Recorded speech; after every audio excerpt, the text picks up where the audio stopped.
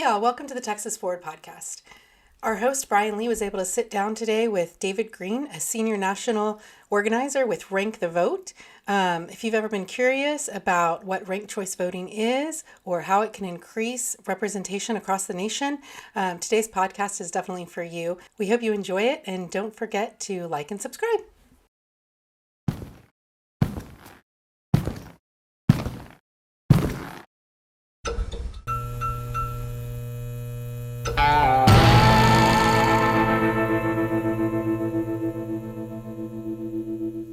David Green, welcome. Here I am. Nice to meet you in person. Yeah, you too. So you are going on a little adventure through Texas right now. Tell us about that. Yeah, absolutely. So I'm from Boston, Massachusetts, but just outside of Cambridge.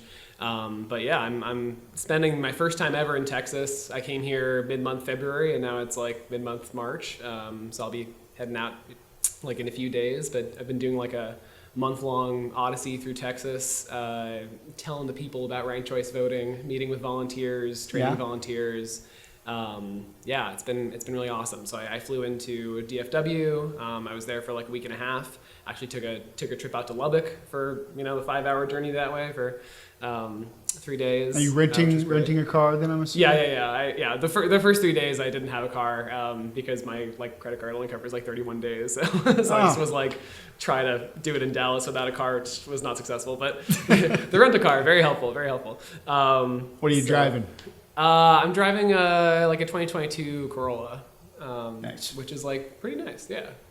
I think I was like getting an attachment to rental cars after like using them for a while. Oh yeah, a month. I mean, that's quite a long time. I know. Especially if they have like a new feature that your current car doesn't I'm obsessed have. with CarPlay, honestly. Like it just it's on a lot of cars, but like Apple CarPlay is like. What is CarPlay exactly?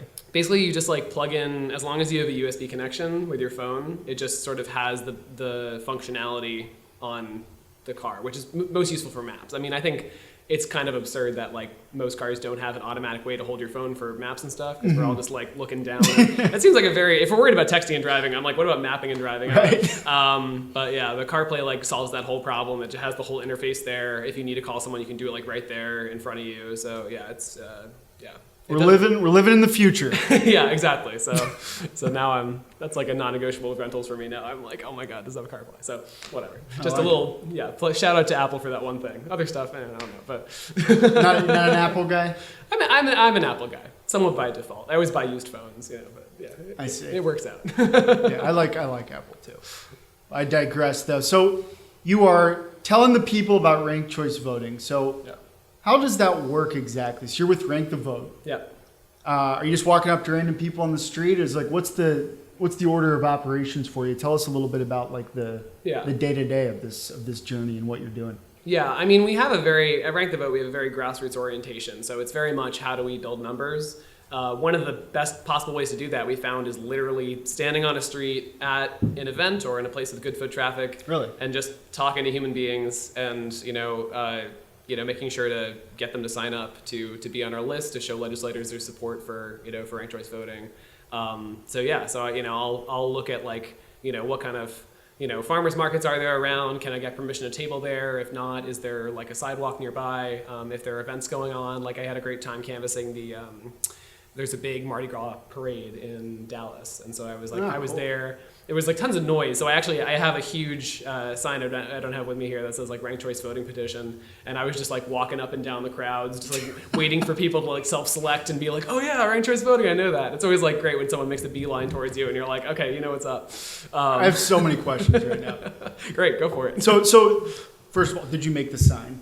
Yes, yeah. I was gonna be fancy and get it printed somehow, but I came here and I hadn't done the beforehand work, so I just went to Target that night, my first night, and just Sharpied a big old sign. So it's as grassroots as it gets. Exactly, right there. I know, and I think that's like probably better, right? People see that and they're not, because I've been seeing around South by Southwest here, like there's all these, like pre-printed, like this is the corporate sponsor of what I'm like, oh, who wants that?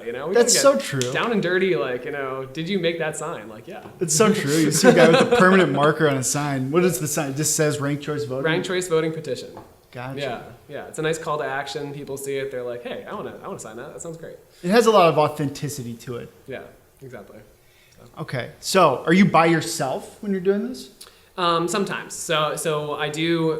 So I've been working. I've been partnering with Ranked Choice Voting for Texas, which is the volunteer group in Texas for just over a year, I would say. And so I've made lots of relationships with volunteers, and talked over Zoom, over the phone, whatnot, to different volunteers, and I've helped coordinate different canvassing opportunities and events. And so I was able to meet up with some of those folks and sort of give them pointers, because I've done this like all over the country now. And yeah. So I'm able to sort of give them some tips around how to how to pitch it, how to make your signs yourself. Make your signs yourself. No, there's a lot of like sort of basic. It's interesting because it's like sales that you're actually passionate about, Yeah. Like, I mean, I'm sure there's salespeople that are really passionate about their product or whatever, but like this is like, the people who do it because they genuinely like really believe in it. But well, that's no picnic. I mean, you're going out in public and basically cold calling. Yeah, exactly. For free, yeah. or you're getting paid. Obviously, I'm getting paid for the company. because I'm training people and I'm setting up a lot of things and whatnot. But and that's not the whole thing. I mean, I was saying like when we're building lists, that's not the only way. We can also give presentations to groups. That's a really really common way to do it. Sure. So the different partners I work with, they have different presentations that are based on the situation in their like state or locality, around ranked choice voting, making the case for it, because there are almost always examples you can pull on locally. And so we'll go around and give presentations to different groups, and people get excited, they sign on, they volunteer, they donate, it just helps us sort of build up that grassroots momentum. So that's huge. And then I guess the third thing is sort of the digital route. So that's like, people doing social media, doing website SEO, sort of just trying to get people to come in organically. Because more and more people over time are looking for, people hear about Alaska, they hear about Maine, and they're like, hey, what is this? And so they Google, and hopefully they can find whatever their local effort is. So. Yeah, it seems to me that there's a lot of momentum behind ranked choice voting. I hear from a lot of people know about that, I think, more than the Forward Party at this point. Ranked choice voting is something that it's starting to catch on. I'm sure you have seen that. Was there something specifically that brought you to Texas, for this month? What was the rationale there? So you're a national rep for Rank the Vote? Yeah, I'm a national organizer. I mean, it largely just seemed like a good time. I've been, working with these volunteers for a long time, and it seemed like a great time to interface with them.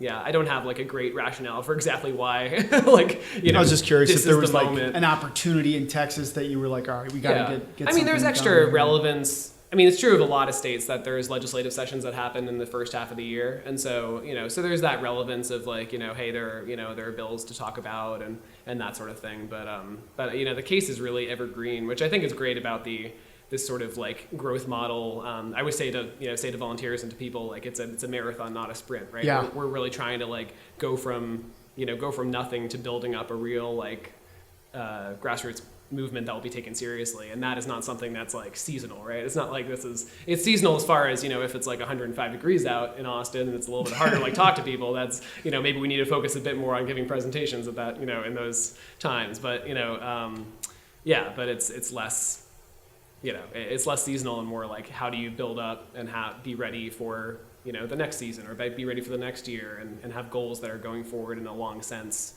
but trying to build up numbers month over month to like inspire people on a regular basis.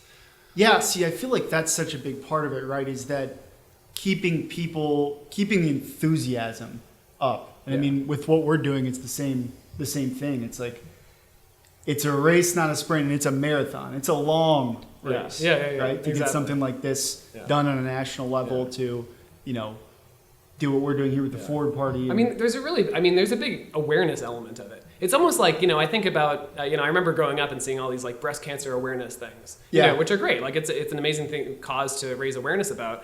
And I honestly kind of see that about ranked choice voting, because while it is, a political issue and something, it's nonpartisan, but it's something that is, inherently political, it's something that not enough people have heard about. And this is despite, it existing statewide in Maine, statewide in Alaska, in Nevada, they voted for it in November statewide, like having 3 whole states pass it, and also like 50 other communities, across the country pass it.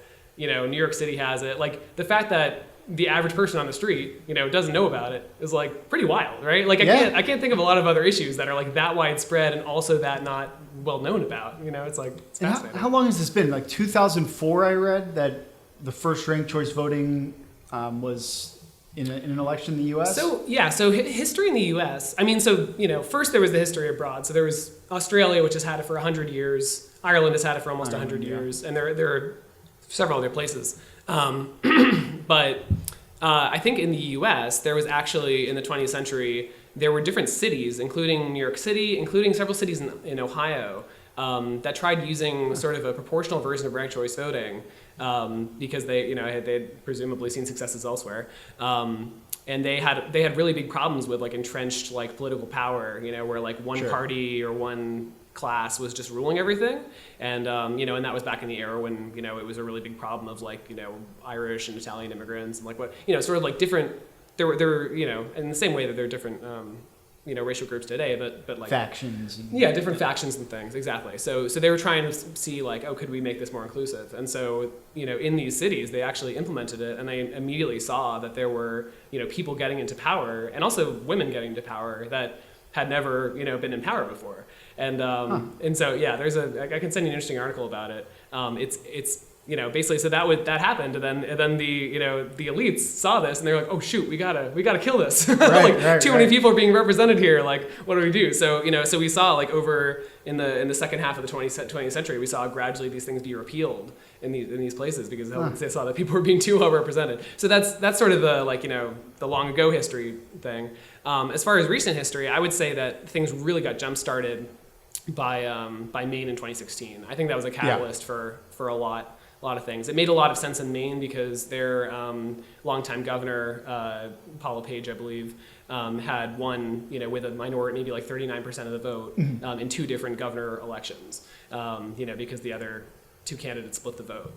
And so the Maine people had a really strong, like that's the easiest context in which to pass ranked choice voting, right? Because people see like, hey, this is ridiculous. Like, the writing's on the clear. wall. They see that this vote is being split. This person is not the one who would win the majority. Exactly. So when it's totally clear like that makes it a lot easier.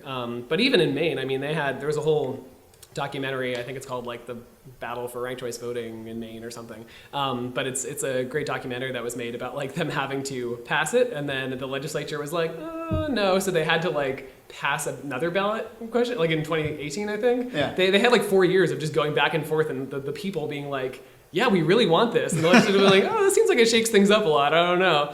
So you end up with this kind of like reticence of the status quo. Well, that's kind of cool though, because that really paints that picture of it's not going to happen overnight. We're going to have setbacks because it's a challenge to the people in power. So obviously they're not going to like it very much. Yeah. And you're starting to see that, right? It's this big pushback. I think Florida is one of the states, Tennessee. Yeah. Florida and Tennessee are the two states that have passed bans. They've outright banned ranked choice voting. Yeah. And then what I heard, I think South Dakota's talking about it now.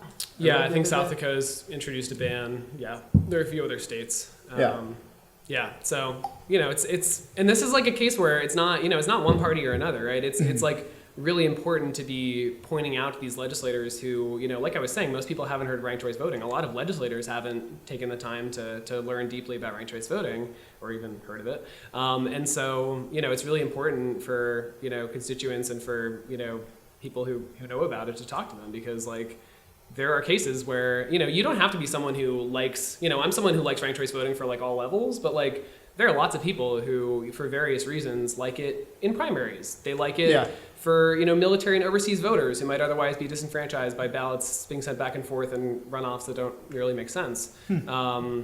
There's a strong case for it in like special elections in Texas, where like right now you have a runoff system, but you also have in special elections tons of people jumping in the field to run. So you have like a really wide field where someone is where two people are bound to win with a really small percentage of the vote. I think it was Texas's, I could be misquoting here, but I think it's Texas's 6th congressional district, where there was a special election, maybe in 2021, and the two people who went to the runoff, they got combined about 30% of the vote.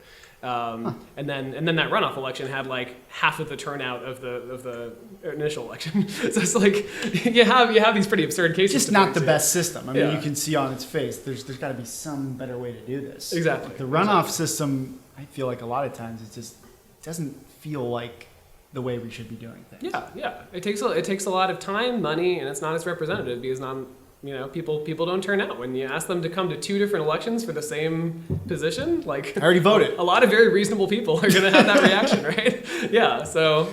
Yeah, and I believe as Texas as an example, the 2020 primaries, I think the runoff costs were $6.4 million for like Texas taxpayers. And it's like, do we really want to do this for another election that leads to like? There's also the element of like people hate like the attack ads and things. Like those attack ads, they continue longer because you're having a whole nother election.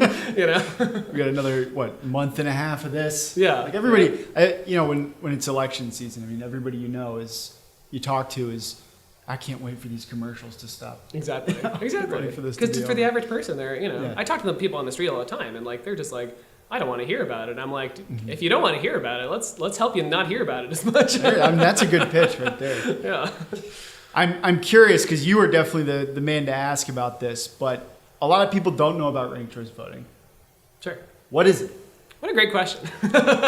Let me pretend you're on the street. You're walking out to me. What's up with the sign? Hey there. Yeah. So have you heard of ranked choice voting before? Never in my life. Yeah. So basically, ranked choice voting is an upgrade to the way that we vote. So right now, when you vote, you pick one candidate. Okay. But with ranked choice voting, you can rank your choices. You can say your favorite, second favorite, third favorite, etc.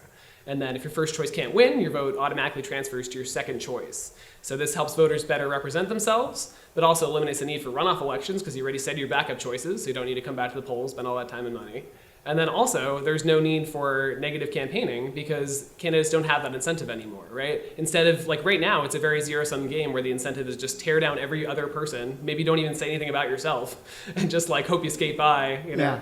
But with ranked choice voting, you have an incentive to want the second and third choice votes of voters. And so, if someone likes a person you're running against, you might not want to trash them. You might want to be like, oh yeah, they're good in that way. You could put them as your first choice, but put me as your second choice, right? Because voters aren't going to vote for you if you hate the person that they're going to put as their first choice. And that's what politics is, right? It's binary. It's one or the other. So everything you do is typically, dumping on the other guy, so to speak. Yeah. I mean, we see this more and more. I think it was a really big turning point when the Republican, I forget, National Committee that for their platform in 2020 they didn't have a platform. They were like, actually, we're not going to have any issues. And I hear this isn't a just Republicans thing. I hear this about candidates all the time. I hear local people complaining about candidates who have no issues on their website, who have completely scraped their website of anything about themselves because they just want to be the D or the R. Yeah. They don't want to have anything that you could point to and be like, oh, they have that position. And that's really and bad. the thing is, they do that for a reason. Yeah. Because that's what works. Exactly. Right? If you're in a heavily Democrat district, just put the D out there. Why muddy the waters? You're going to get the votes. Yeah, exactly. You run on that national brand. Yeah. But I mean, we were seeing this in the competitive Senate races too. I was hearing like in North Carolina, I work closely with the group there, and like the the competitive Senate race there. I think both of the candidates had pretty empty websites because they didn't want to reveal anything about themselves, and they figured, oh well, the people know what the Democrat would do and what the Republican would do, so like why would I even say anything about myself? Yeah, you're putting yourself in harm's way. You're taking a position that could come back to bite you later. Might as well just be. So you end up with a situation where like all the politicians are incentivized to be like cowards essentially, like to like hide behind, which is like, as a politician, do you want to do that? Do you want to enter into politics to say nothing and like have no position? Like that doesn't sound like what they want. No, and I think some of them probably do. Some of them want to win at all costs, and that's a convenient, easy way that they don't have to think. They just, oh, this is convenient. Just do what the party tells me. I don't have to take any positions. That's great. I don't have to solve any problems. But obviously, I think there's so many people who absolutely wouldn't want to, be in that situation. That's not the reason they get into politics. And yeah, it's certainly, I'm certainly with you. So let's go back to the street here. All right, what do we got? All right. We're on the street. So it sounds complicated. Why do I need this? Like, it sounds confusing. Yeah, I mean, so what I do when I'm on the street is I have a sample ballot there, and I can just show them this is what it would look like when you walk into the voting booth. You have you have ones, twos, threes. Again, don't have it with me here, but like it's pretty simple to look at. I like to talk about like putting voters in the driver's seat, right? When you're telling them about voting, you're going to be like, hey, this is what the experience of voting is. Sure. And we get and we that hear, visual aspect to it. exactly. And we hear in in exit polls. I mean, this is my main rebuttal to that is that the evidence bears out, and we see in exit polls from Alaska, from Maine, from New York City, from Utah, that that the like 77% of generally of voters thought it was easy or somewhat easy. Like you're seeing like large numbers of people come out and be like, oh yeah, like it's not crazy that science, yeah. In life, like we have preferences, right? We have the idea of Sure. like, oh well, I like strawberry ice cream better than vanilla ice cream, which is better than peanut butter ice cream, and like people people do that all the time with normal things. Yeah. And it's very natural when you're if you are ever caught between two candidates in say a primary, which is like very normal for people. Sure. It's like you don't necessarily want to hurt the person who you think also has good ideas, but so it's much better if you can just be like, okay, so I'll put one of them as my first and one of them as my second. Yeah. Yeah. To me, it's like the real value add is getting rid of or helping to take away the spoiler effect, right? Mm-hmm. Sure. It's I don't want this lesser of two evils person to win who's probably gonna win. Yeah. Or I don't want to give them a vote, essentially, right? I would love to vote for this third party candidate who is much more aligned with what I believe in, and this is the person I would like to see win, but they don't have a chance, so I'm Yeah. going to vote for the R or the D, Yeah. the lesser of two evils. And this way, you have the opportunity to vote for this third choice, but also have some backups, Yeah. absolutely. And you just made the cases from the voters' perspective, right? But like also think about it from the the establishment politicians' perspective, right? Do they want like third parties spoiling races? Like they don't want that either, right? All of the incentives in this equation should not want the spoiler effect, you know. And so it'd be great if we could have people's voices better expressed while also not having sort of a logistical mess up of the system, that is not necessary at all. Sure. Yeah.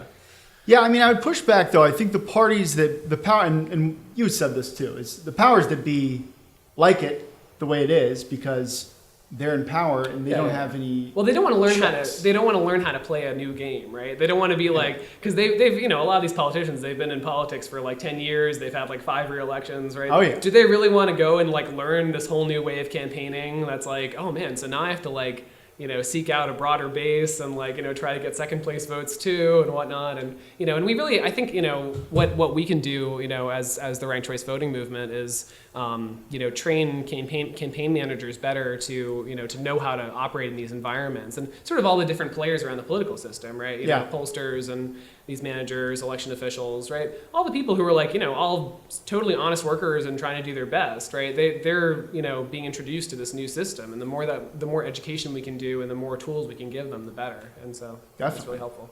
Yeah, and that's one thing I'm curious about to hear more from you on is how does this work? How does the infrastructure work? Who are all the players that you and your colleagues at Rank the Vote are interacting with? Especially in these states where it's either on the ballot or has passed. Like, what does this look like from a org chart level, and what are the connections? Yeah. I mean, so I guess I'll go with some different layers. So I would say on the when I talk about these sort of like national ranked choice voting effort, I would say that a few key players. There are lots of them. Are Rank the Vote. We're helping partner with grassroots organizations around the country. There's Fair Vote. They've been in the space for about 3 decades, and they're they have really good research and and articles. And if someone wants like resources just about what is ranked choice voting, I recommend they go to fairvote.org. It's a great place to look up and see. I was there earlier today. Exactly, right? It's a good place to learn. And then there's I always love shouting out the RCV Resource Center. They're fantastic. So their whole shtick and their niche is helping the implementation aspects, right, which are really important. So it's say you pass ranked choice voting. How do you actually make it happen, right? Like, what do the machines need to be upgraded? Does there need to do the election administrators? Do they need to be educated in some way? Do voters need to be educated? Imagine if you're just a run-of-the-mill voter, Oh, and you walk absolutely. in, and all of a sudden Yeah. it's different. you Yeah, know? and that's often when it's passed. That's often a partnership between the board of elections and like another organization like that. So Sure.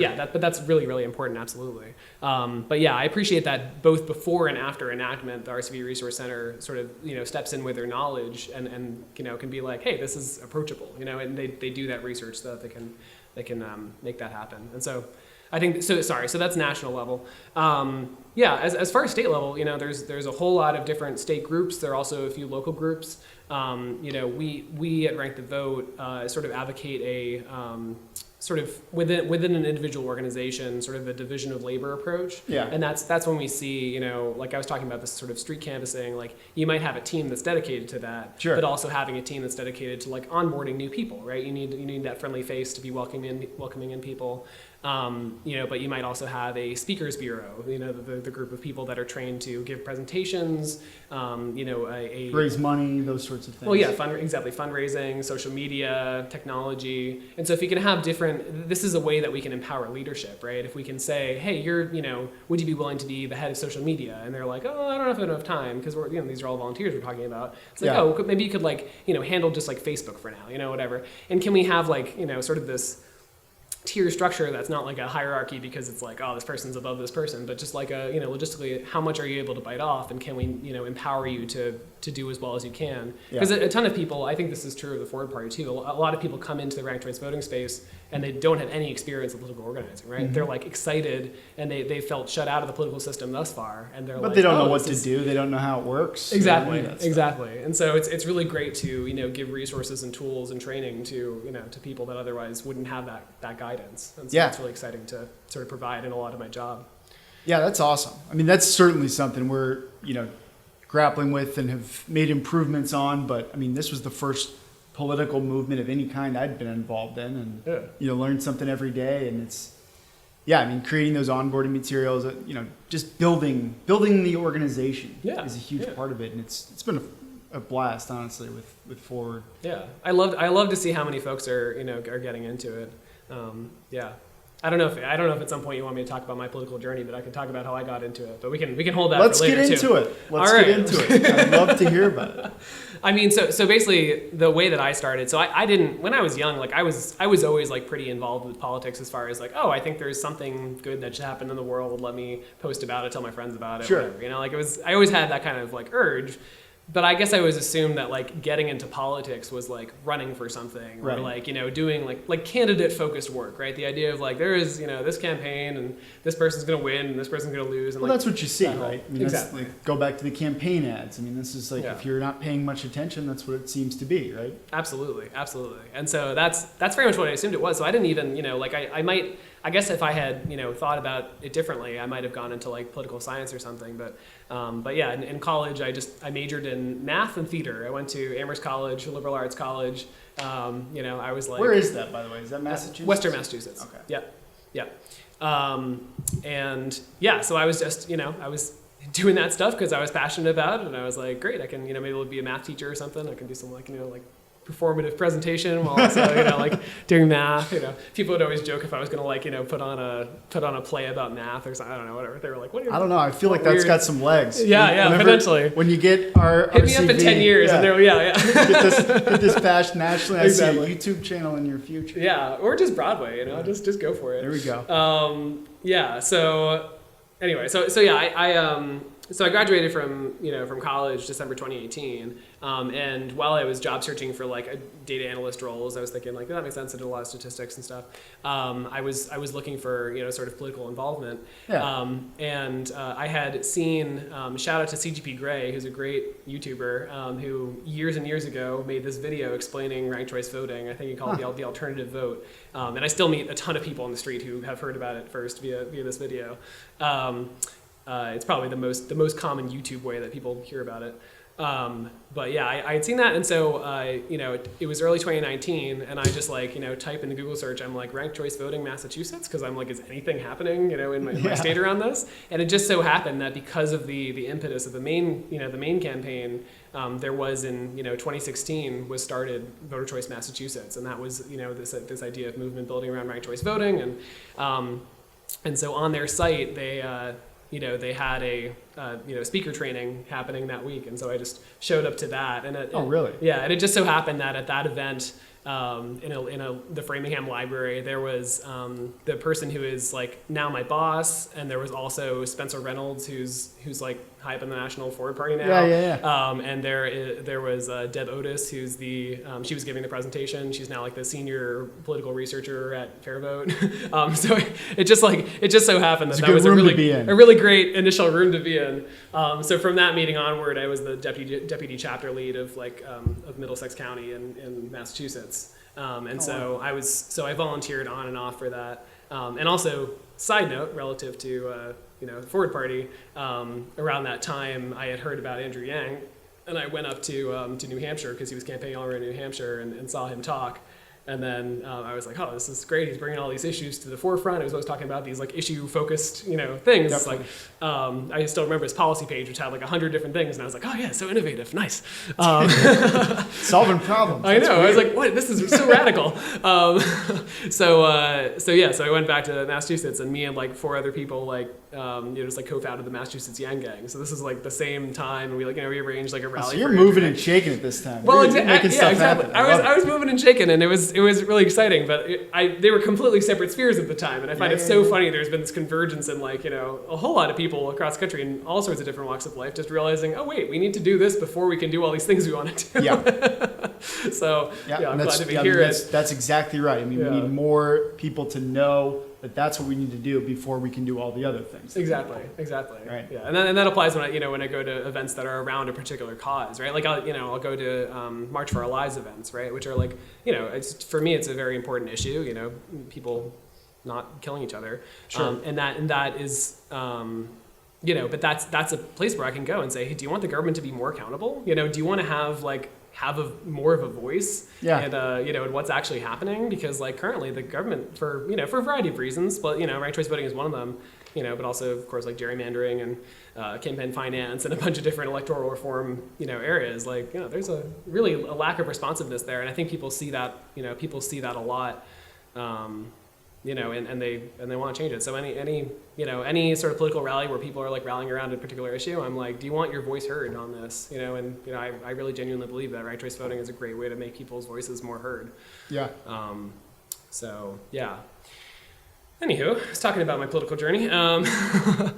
Basically I volunteered on and off for about 2 years leading up to the ballot measure in 2020 in Massachusetts, which failed in Massachusetts, which I think was largely due to the pandemic. It's really hard to give these 1-minute spiels to people when you can't. You got to do those in person, right? Yeah, exactly. That's got to be that's taking out one of your legs, so to speak. Exactly. But luckily that year it passed in Alaska, and so there was still that kept the national conversation going. I'm sure it would have kept going anyway, but that definitely boosted it. Yeah. But sort of, from around the time that the ballot measure failed, Rank the Vote started, and the idea was to take these ideas about grassroots movement building and ranked choice voting, and then to go to other states and say, hey, we can, you're a volunteer that's interested in this, we can, show you how to do this. So that's what I've been doing for the past 2 years full time. So. At what point did you make the transition from this kick-ass volunteer who's just making stuff happen to here's a job? Go do this across the country. Yeah. I mean, I was doing data analysis until November 2020, and then I got pandemic laid off. I didn't feel too bad because my CEO actually got laid off two weeks after I did. But it's clearly some other stuff going on. That's the way it goes. A lot of that going on at the moment, by the way. I'm a recruiter in tech, so I know. I mean, people Oh, people are hurting. Day. It's brutal. So. But I started working just part time. I was job searching for more data science sort of oriented things. Sure, and that makes sense with politics, right? It's such a data driven thing these days, especially. Yeah, I think it's kind of I think the ranked choice voting space has a lot of people that are sort of into I don't know. They end up being kind of artsy people. It's artsy compassion sort of vibes. Plus the math thing. And so my math and theater actually in the end did make a lot of sense. Perfect combination right here. It kind of all added up. So not too upset about it. But so after a while my boss was just like, hey, are you I was doing part-time for about 3 months, just 10 hours a week. And then she was just like, do you want to do this? And I was like, oh yeah. So I just like it hadn't even occurred to me that that was like an option. You know? And then I was like, oh right, like I do actually really care about this, and now I can like work on something that's like really aligned, and I don't, and I really don't find myself, worrying too much about the hours or about whatever, because I just Not work. believe in it. Yeah. Exactly. So That's great, man. I mean, that's the dream, I think, for a lot of people is, just to do something that you love, that you're passionate about, and get paid to do it. I mean, that's the dream right there. I really never, of the different like political issues I could be working on, I've really never doubted it the whole time. It's just, it makes so much sense to me that this is like the thing to do before the other things, And so I'm just like, I hope we get it, because then I'll go off and do something else. I don't know, but like, to be able to, the theory of the thing is very much built off of sort of like, gay marriage and like legalization of marijuana, is this idea of, sort of, as more states and localities like, approve it and legalize and whatnot, it's like, oh, hey, this is like approachable, and then more people get recognition of it, because that's, to ever be taken seriously at the federal level. And then all of a sudden, one day the tide just turns and you got that critical mass, and then it's just, rest is history. That's the hope. Cool. Yeah, I mean, it seems Alaska's a state that seems to be such like a pivotal one for the ranked choice movement. I was looking at Fair Vote earlier today, and just reviewing what was it, Mary Peltola. Yeah. She beat Sarah Palin in a ranked choice voting election. Yeah. I was looking at those numbers, and it was super interesting because she had something like 48% of the vote in round one. Sarah Palin had 25. This other candidate, Nick Begish, had 23. Begish. Yeah. And a fourth candidate had less than 2%. Yeah. That's round one. Second round, so this fourth candidate, Chris Bai, is eliminated. Mary now has 49%. Palin has 26%. Begish has 24%, so that doesn't really change anything. Then, this is the last round here. Mary gets 54%, Palin gets 45%. And I thought that was so interesting that third round actually almost helped Sarah Palin win. Sure. It's like, the way I've heard that explained, without looking at these numbers, before I looked at those numbers, this was great because Sarah Palin's kind of on the more extreme side, and this helped her not to win. But it's like, this almost helped Sarah Palin. Oh yeah, it gave her a chance when she didn't. If we hadn't done that second round, right? If we just left it where it was without any sort of ranked choice voting, right? You would end up with, like you said, Mary Peltola having almost 50, and then the others having less. So yeah, it was definitely good for say Republicans that there was that additional counting round. but the reason I bring that up is because you'd mentioned it's nonpartisan, right? On the surface, ranked choice voting is not a Republican or a Democrat. Absolutely, it's pro voter. Yeah, exactly. So, but it seems to be drifting more towards the left, in my view. Like it seems like DeSantis is against it. Tennessee, that's a red state. The people who are saying no ranked choice voting, Abbott's spoken out against it here in Texas, are people from the right. So, and now I don't know what I'm talking about with this. Just before I'm going to preface with this could be a really dumb comment, but could it be a good thing if we get some of these more like, we call them extreme, like Tea Party Republicans, to see this as an opportunity rather than, it becoming strongly in the Democrat camp and then every Republican saying ranked choice voting's bad because the D's like it? It's in what way would you see it as an opportunity for the far right extremists? Well, I see it as, I don't know, I'm not advocating for far right extremists, right? You're allowed to. But the reason I bring that up is, so I feel like the last thing that we want, is it to become one of those other things like climate is, or healthcare, that are just, if you talk about them, the Republicans say, "Oh, you're a Democrat." Exactly. And tune out. This isn't about either of those two things. So it's like, if Sarah Palin happened to win that, frankly, I would see that as like maybe not such a bad thing, because it muddies the waters, and maybe there's now some infighting within the Republican legislature here in like a state like Texas, right, where it's not just something that Republicans control the state legislature here. They can say, now, no ranked choice voting, this is a threat to our power. Yeah. Now you have whatever half those Republicans who are like, well, you establishment guys, been pushing us around quite a bit. We might go ahead and vote for this. I don't know. Yeah, potentially. I mean, the thing is, it turns out so differently. It is truly nonpartisan in its mechanics, and it turns out differently in a lot of different races. Yeah. In that same election, those same voters in voting for the state house of Alaska, there were two cases where there were sort of quote unquote come from behind victories for Republicans, where there was a Democrat who was winning in the initial tally of first place votes. And then because, another Republican, said to their constituents, like, hey, go vote give this other person your second choice. Yeah. And they followed that strategy, which is a very sound strategy when you're using ranked choice voting. For sure. They managed to come out on top. And there was one of them that was, I can't remember his name, but he was very, I found it kind of amusing how like delighted he was. He was like, this ranked choice voting system, this sounds, this is actually really great, whatever. So I want to give him a loudspeaker. I'm like, it really depends on what example you're looking at. I mean, I think something just really important to keep top of mind is, you were talking about, far-right extremists liking it. I don't know if they really do any sort of extremist. I don't know if they really have a strong case, because the issue is that you need to go beyond your base, right? Sure. And when you are an extremist in any direction, it's like, it is hard to reach beyond your base.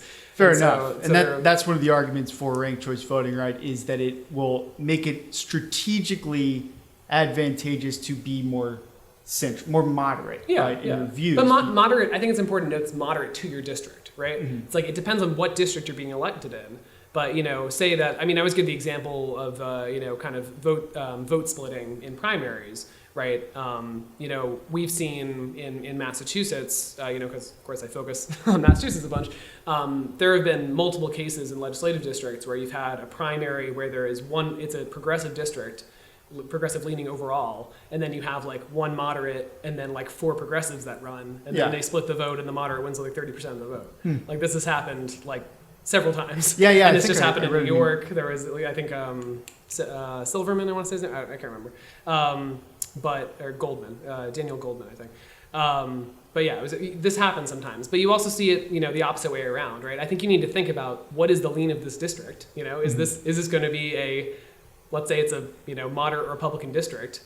You don't want to have this vote splitting effect where a moderate Republican doesn't win because a bunch of moderate Republicans jump in and they split the vote, and then a far right Republican wins, or whatever. You can make this. The goal of it, right, is to get the true, the largest representation of the district, right? Exactly. To find the true person who reaches the majority. Yeah. And that's and so the most prominent example of where we saw this was the Virginia GOP in 2021, I believe, using ranked choice voting for their primary. And so Glenn Youngkin, who's now the governor of Virginia, was elected in his primary using ranked choice voting. Largely, and this was largely implemented because the party was worried about, I think her name was Amanda Chase, who was called Trump in Heels, and she was just a very extreme candidate for her district, at least for Virginia. And so the Republicans were like, we want to win this election. And so they're like, we should probably use ranked choice voting because that will help us get a broadly supported candidate who actually has the support to go on and win the general election. And then they did it. And, a Republican, governor and lieutenant governor and I think attorney general were elected for the first time in over 10 years in Virginia, as a result of having this broad support. It's very, from a purely cynical political angle, it's very common sense to have someone who is actually going to win your general election. Oh, for sure. Well, and that's the way you got to look at it. It's like, look, and that's one of the reasons that I was gravitating toward the Ford Party in the first place. Is it's not looking at things idealistically. It's not saying this is the way I wish politicians would behave. It's saying politicians have incentives. They want to win elections, and they're going to do what helps them win elections. Yeah. Period. Yeah. Right.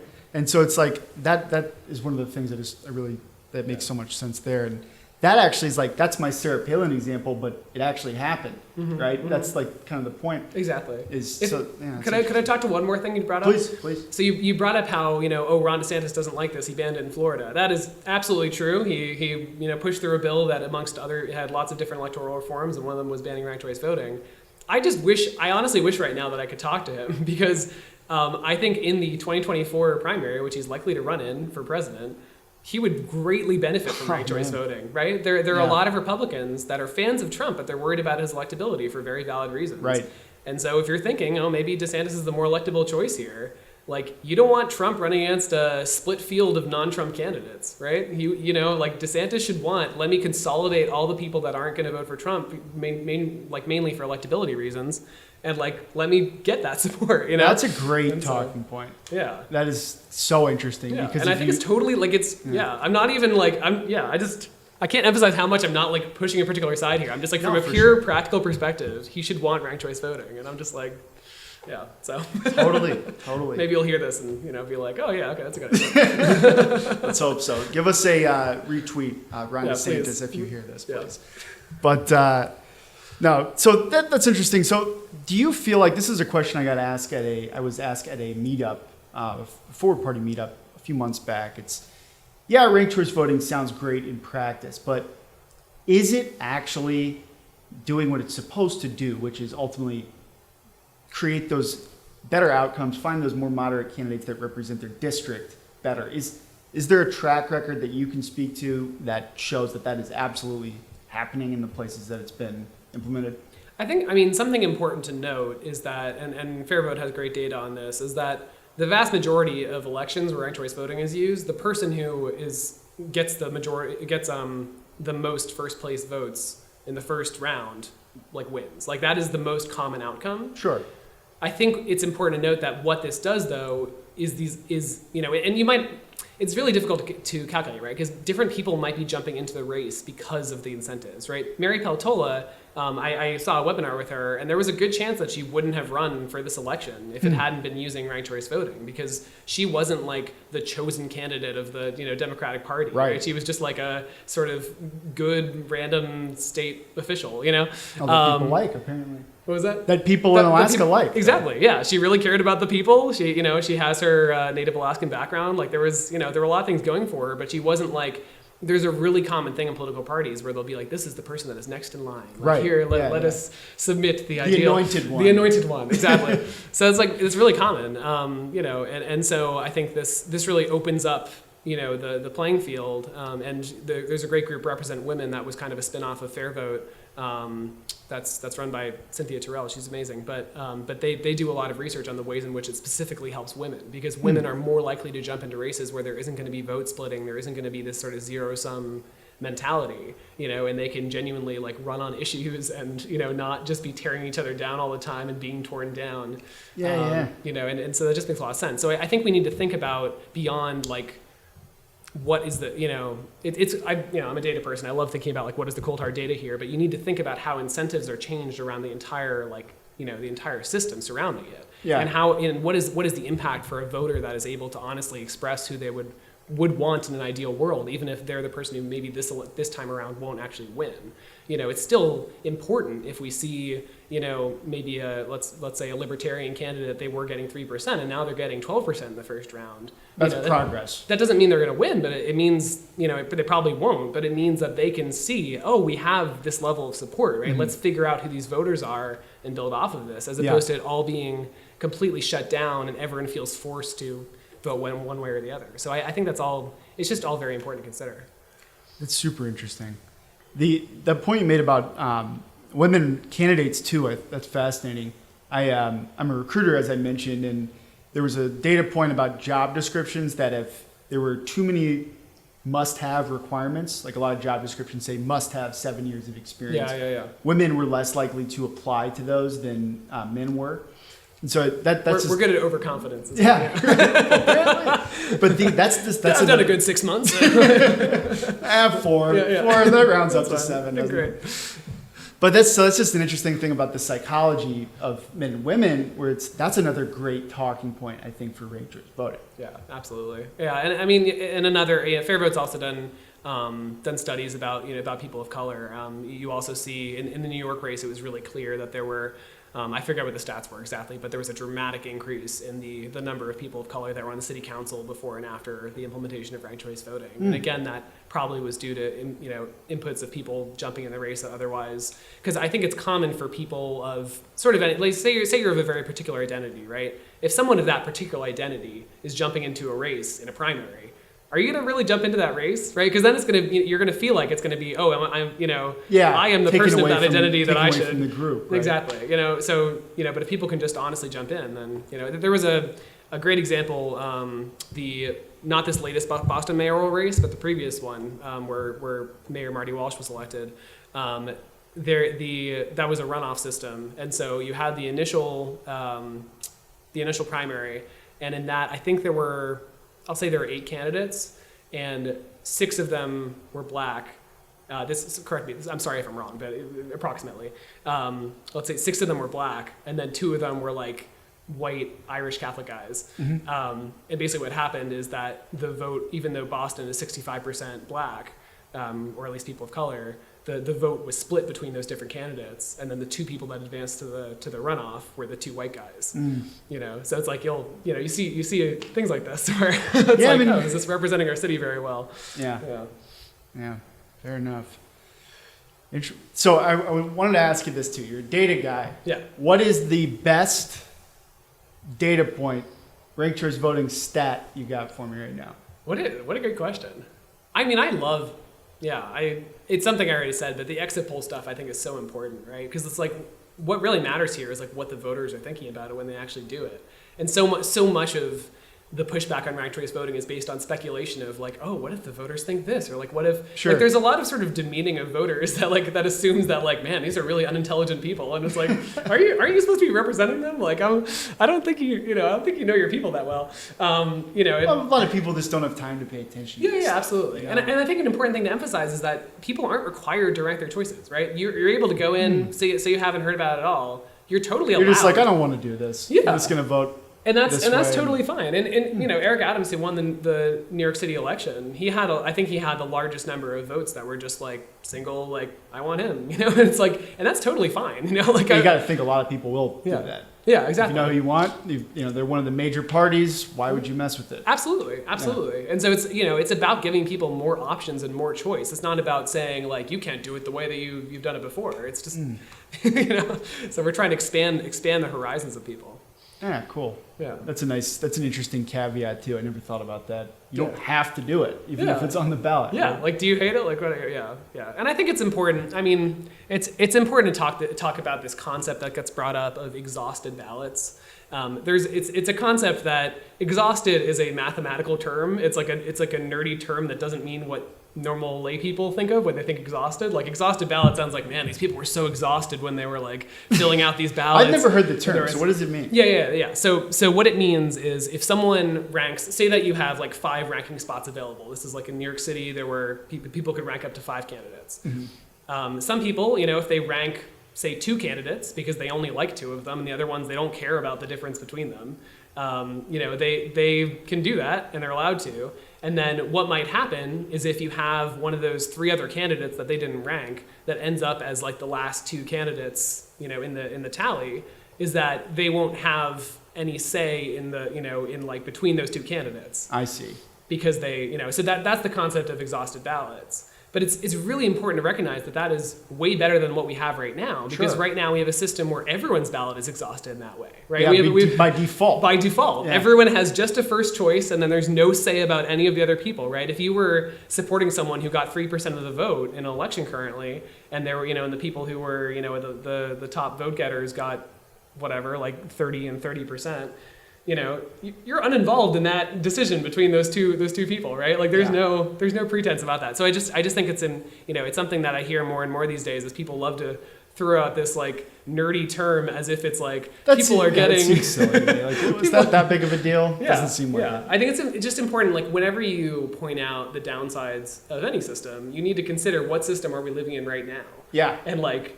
That system is definitively worse in every way you can point out about ranked choice voting.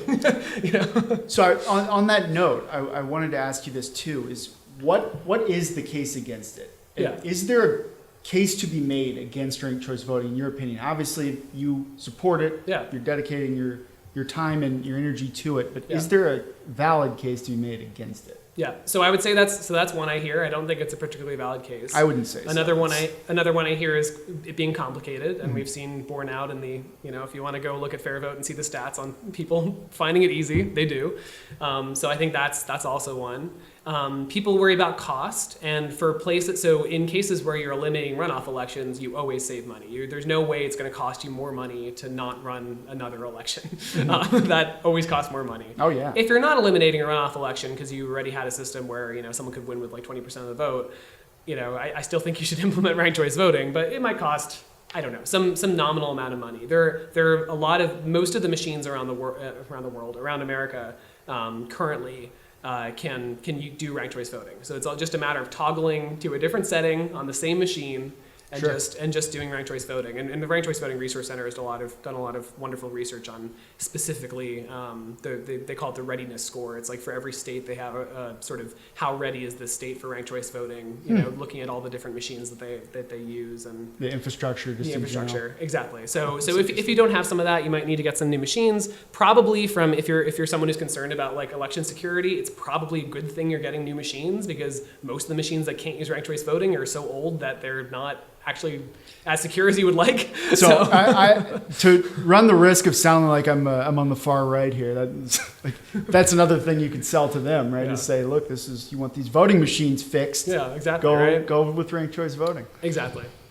So Interesting. yeah, I think those are the main ones I hear. So I would love to hear one that I actually think is like super super valid, but I haven't totally heard it. Yeah, I was looking today too about like I found some organization. It was like stoprcv.org or something, and I'm like, I wonder if it would be worth talking to somebody who's really like actively campaigning against it. Yeah. And I just was curious to hear, what that case was. Oh yeah. I'm endlessly curious. Yeah. I talk to people on the street, and most of the ones who like when there are people who pass, they're just like, I don't like it. I'm just like really gunning for like, why? Like I want to know. You gotta know. Yeah, I mean, if you want to convince something to somebody, you gotta know what the. Yeah, exactly. So so I appreciated this woman who shouted back at me, a few days ago and was like, we don't want the Capitol determining something for the rest of the people. And I don't know if it was like something about the Electoral College. Like I'm not sure. I don't know. But that was just like one example. But I do hear these examples that don't at all relate to ranked choice voting. So I think perhaps people just hear it as a talking point lumped into a bunch of arguments about maybe Electoral College or gerrymandering or some other stuff, and it just ends up getting like lumped in there. Yeah, exactly. Yeah. So I would love, if there are any like non-RCV fans, I would love to talk to you about, what your concerns are. Cause like concerns are legit. Like, definitely. Yeah. That's a great quote right there too. Concerns are legit. Yeah. It's I do want to say it's definitely important. I don't think this is a concern, but it's like something that, or it might be a concern if you're like, you haven't used it yet, but it's like important when you're implementing it to make sure that the process is transparent to people, right? It's important that you're showing, like let us really clearly show you like how many votes exactly everyone got at every stage of the process. And if you voted this particular way, can you tell that your ballot was counted? I think all of these things are, very important, but they're also done in the places where ranked choice voting is implemented. And so that's just a conversation to have with your community and making sure that your community feels like, are their voices heard in the way that this is being, put about that is like as transparent as possible. This is a super technical question. No need to go like we'll see if I even have an answer. Yeah. I guess not that technical, but on that note, so what you just mentioned is the first time I ever thought about that. Sure. I'm voting in a ranked choice voting election. Yeah. And, it goes to round 2. Sure. Where can I go see that percentage? Or is that, Yeah. How would that work? Is there like a website I can go look at that on? Or like what? Yeah, I mean, if you want to do it like just like if you want to do an election for fun, and I highly encourage this. I've done this with like, a bunch of people will just get like, fries with a bunch of sauces and you can set up a ballot online. Like there are like at least 5 websites where you can just go and do this. My favorite is rcv123.org. You can go on there and really easily just make a ballot, and then once people complete the ballot, they can immediately see the results and they can like flip through the the different rounds of counting, and they can see, oh, okay, initially there were, this many, first place votes for this and this and this and this and this, if you do pizza toppings or something. I guess it would show up just like any other vote tally, right? Exactly. But then they can see the round by round, right? They can see, oh, the last place candidate, I mean, we didn't really talk about how it's counted, but the way it's counted is the last place candidate, from the first place votes is eliminated, and then the votes are redistributed to the other candidates, right? So you can see those votes moving to the other candidates based off of the second and third place, votes of the... Yeah, and for whatever reason, my mind jumped to, well, if they're doing another round, how do I know my vote went to the right place? And it's like, well, how do you know your vote goes to the right place anyway? Oh, absolutely. That's the same thing. Yeah, I don't know how. Yeah.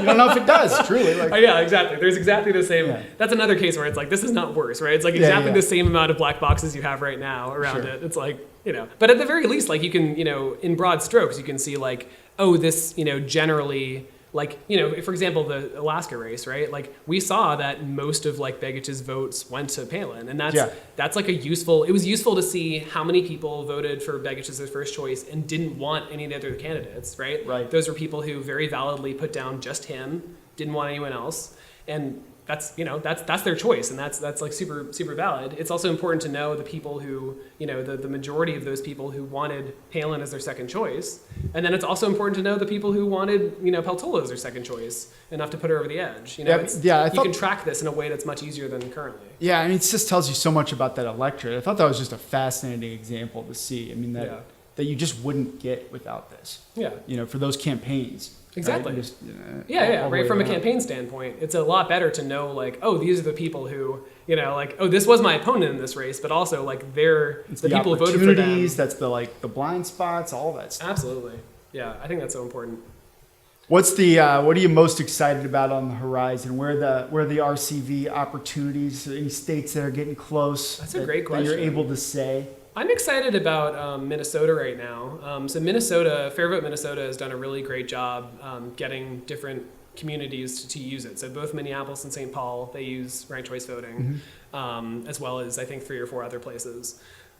And so this is a great example of, we were talking about this on a macro level, but like this critical mass thing, right? And so you see like, oh, so the main, a lot of like central places, in this state are using it, and so politicians are getting more comfortable with it and seeing people come out and like it, and there's exit polls that are saying, oh yeah, this is easy, we like it, we want to use it again, and so that makes it a lot more palatable at the statewide level. And you saw this in Maine too, actually. Portland had it before Maine had it. But currently I think there's a bill that's getting pretty far in the legislature that is like just enacting it statewide, and so we could see that this legislative session in Minnesota which would be the first like full legislative enactment of ranked choice voting in the country, which would be fantastic because it's been done by ballot measure in other places. Yeah, so that's what I was getting ready to ask you. So Minnesota, you cannot have something like this passed by ballot measure. Exactly. Yeah, and that's about half of the states have that. True. Yeah, Texas being one of those. Exactly. Yeah.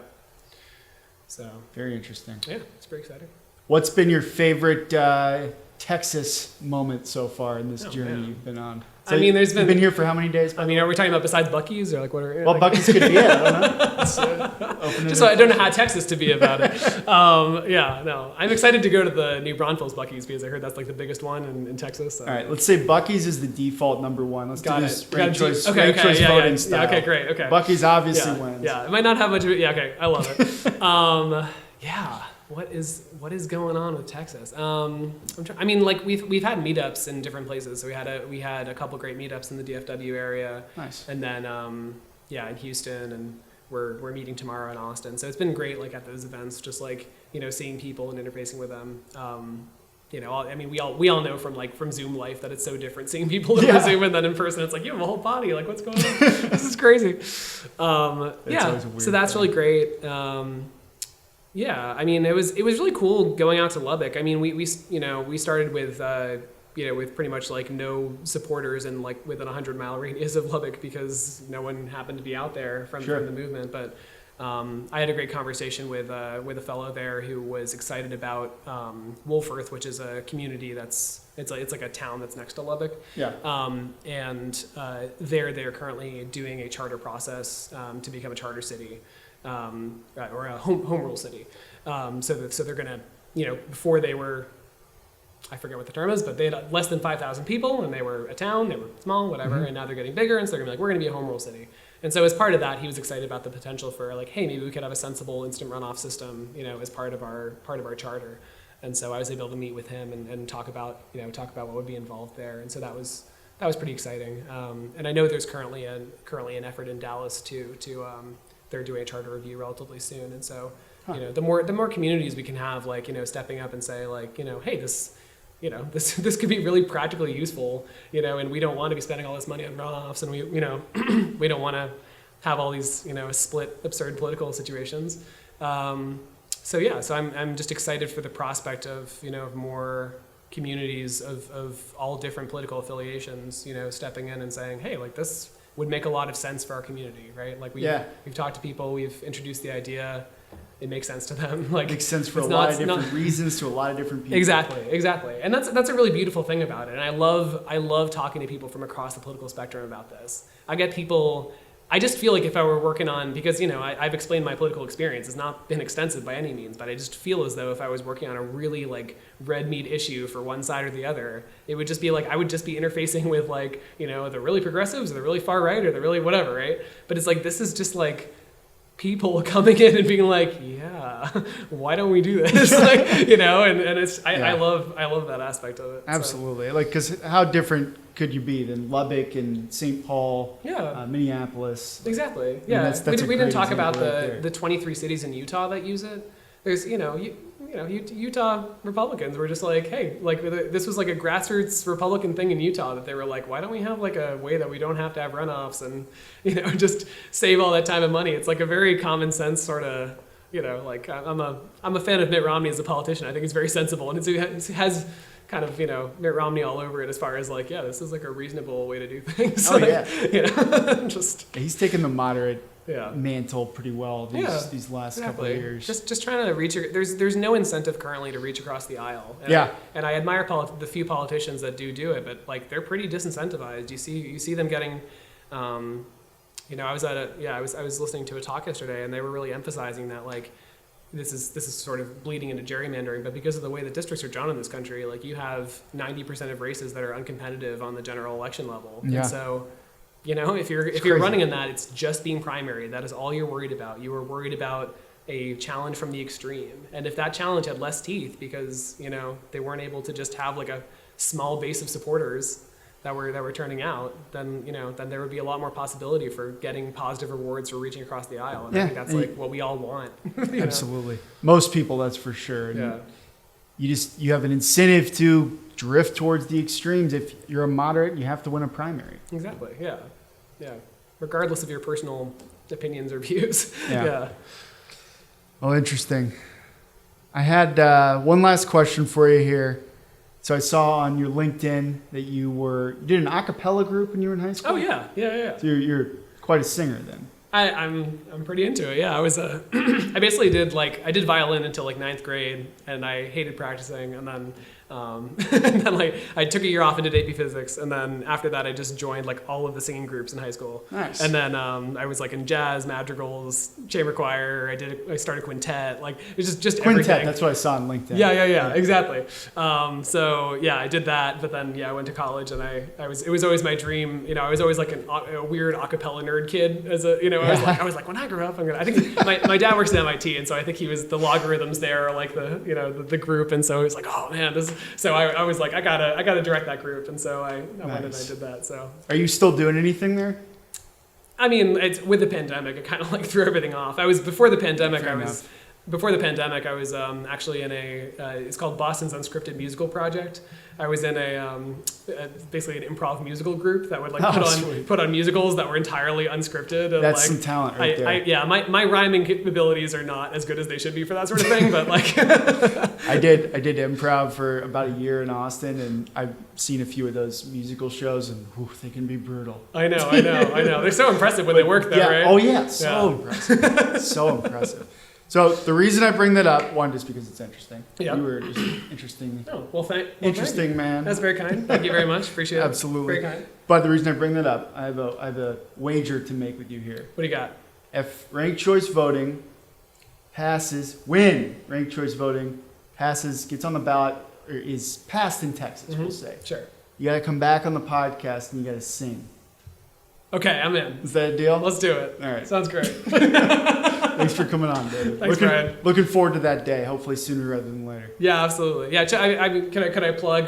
Please. Just check out our work at rankthevote.us. We're active partnering in at least half the states in the country, and beyond that, like it's really likely that in your state, wherever you are, there will be a movement that is trying to so Google around, find it just like I did back in 2019, and get involved, because it's really, there are a lot of passionate people who just care about making America a better place to live. So it's actually a beautiful website too, by the way. I'll say that there was like a lot of really cool interactive data on there that I was looking at earlier today, and fair vote as well. So yeah, definitely very visually appealing website.